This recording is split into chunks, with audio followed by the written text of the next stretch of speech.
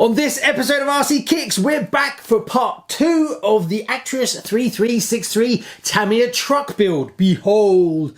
Yes, I know it might look like it's further along than it was in the last video if you've seen it, but really, I just did the wheels because it makes me feel like I've got a bit further down the line. So in this video, we'll carry on part 2. If you haven't seen part 1, I'll put a link in the description and maybe up here. Right, let's get on with it.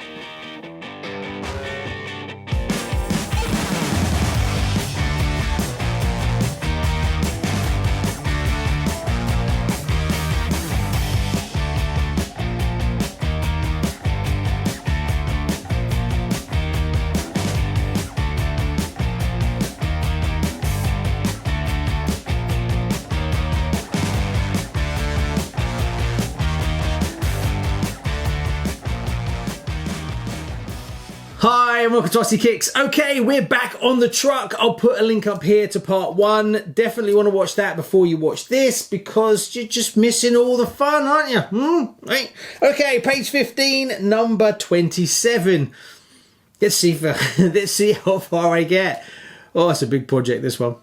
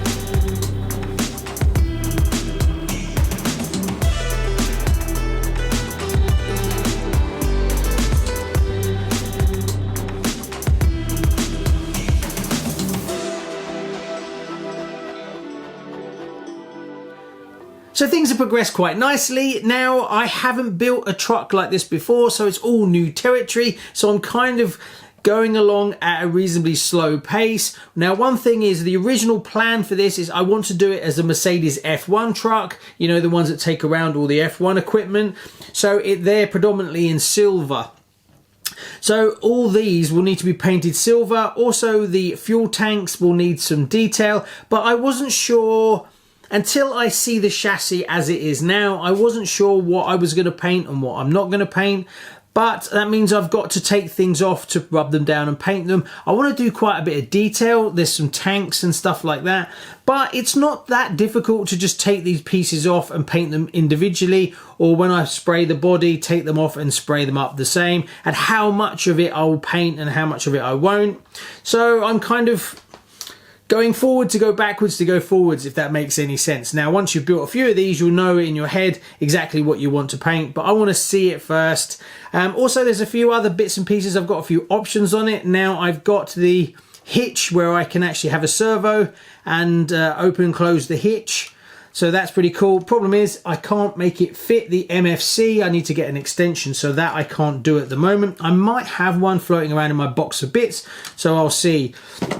Now, I'm currently using this, which is a bit of a weird one, but it's got everything that's needed to make this truck work, but you have to program this. So it's currently in its standard form. I have gone inside and modified it so that I got responsive sticks. What I mean by that is that they return to the center. It comes with it, but you've got to open it up and modify it. And that's what you want. Otherwise, if I push it forward like for a plane where you want the flying along, you know, your throttle, with the truck you want to be able to push it and then you let off, it will come to a halt instead of just zooming on. So I had to go in and do that. It wasn't that difficult, just a little bit fiddly. I've bound it to the receiver and it's kind of working. I haven't actually done any calibrations or anything like that and how I want to drive it on here. So it kind of works, kind of doesn't. I'll just show you, it's easier. Right, so I'll fire it up and let's see, to start it, you need to go to here, you turn it on.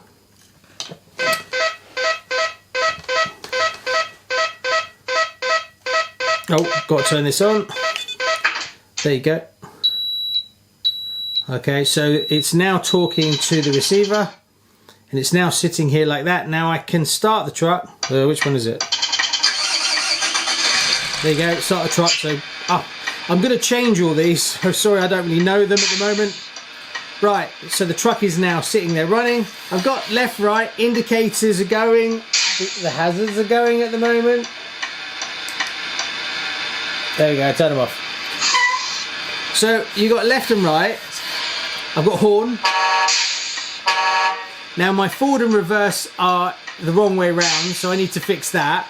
So if I go down, it's running forward but beeping because it's going backwards. If I go forwards, it's running backwards. So I just need to change over the motor connectors, I think. I wasn't sure if they're the right way around or not. And then I'm just going to program it all. There's also some other stuff. You've got horn. What else? I've got to set up the hitch. So it's kind of getting there, and then I've got to do all the lights and things like that. But it's alive. So the next thing I'm going to do is try and program this up to get it to dial in to do exactly what I want on the truck. So wish me luck. Also, if I turn it off, listen.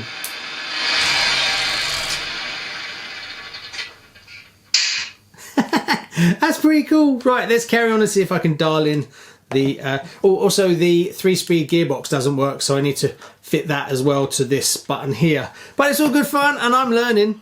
2 hours later. So you'll be pleased to hear, after tinkering around for a while, I actually have it all fully working. Yeah. So I'm going to show you now. So I turn this on, turn it on. Now it will just sit here.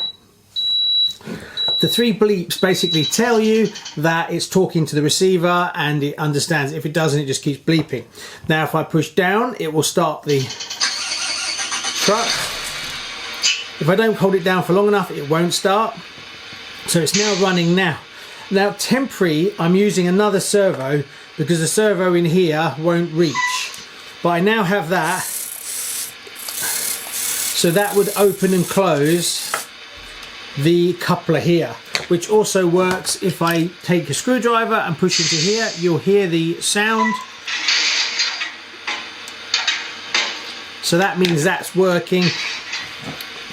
Now I've got this set up on a button at the moment where I will put it onto a rocker switch on this side, but I need to change the receiver to be an 8-channel instead of a 6-channel.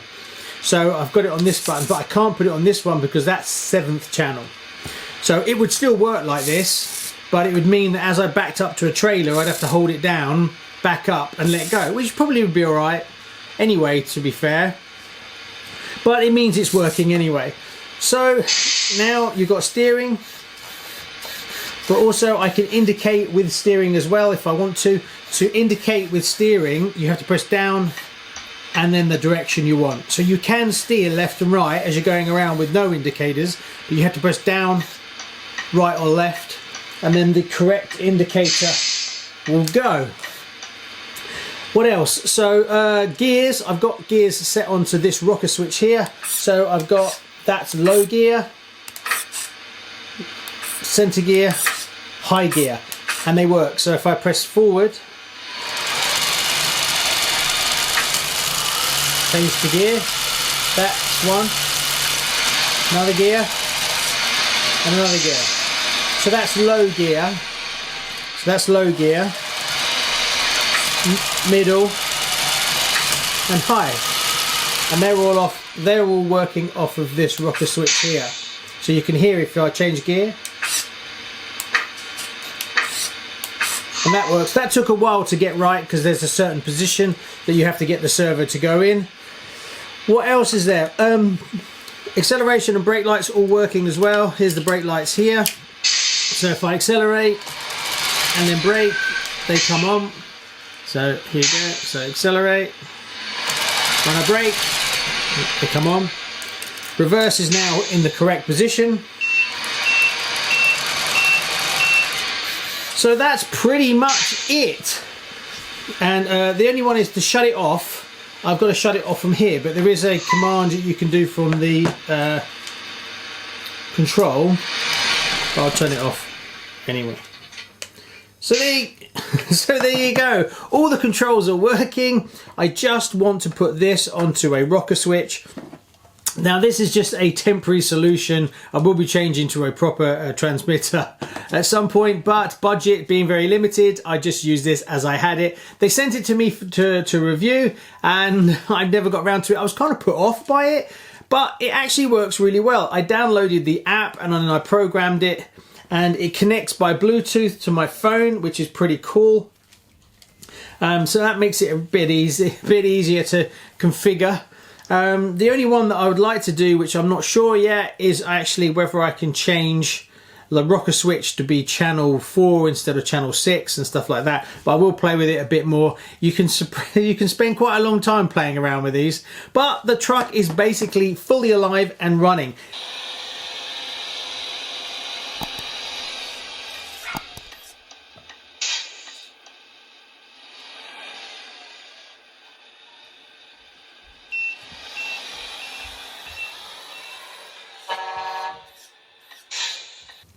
The next thing I've got to do is put this into a box and then fit this on the truck. And then after that, I think in the next video, I'm going to start to paint up some of these parts, as well as put the body together and then hopefully paint up the body. Now, another thing is when you set it up like this, you can't put the drivers in it. But people have told me that you can actually modify this, turn it up on its side, and then you can get the cab and everything inside. So that's something we'll have to look at in the future. So there you go. That's about as far as I'm going to take it today, because I've spent hours on it. But thanks so much. Please like and subscribe. And in the future video, we'll carry on with this massive project.